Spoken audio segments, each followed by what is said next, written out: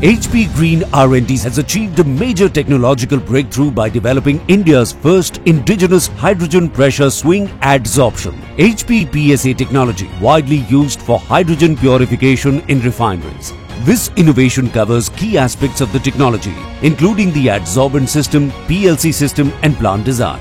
HPCL commissioned a commercial 6-bed HPPSA unit at Vishak Refinery, which is successfully operating since 2015.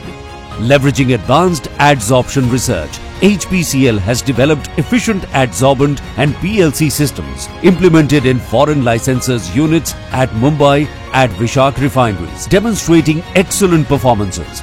These achievements position HPCL as India's first and the world's third hydrogen PSA technology licensor, supporting India's Atmanirbhar Bharat vision by offering comprehensive hydrogen purification solutions.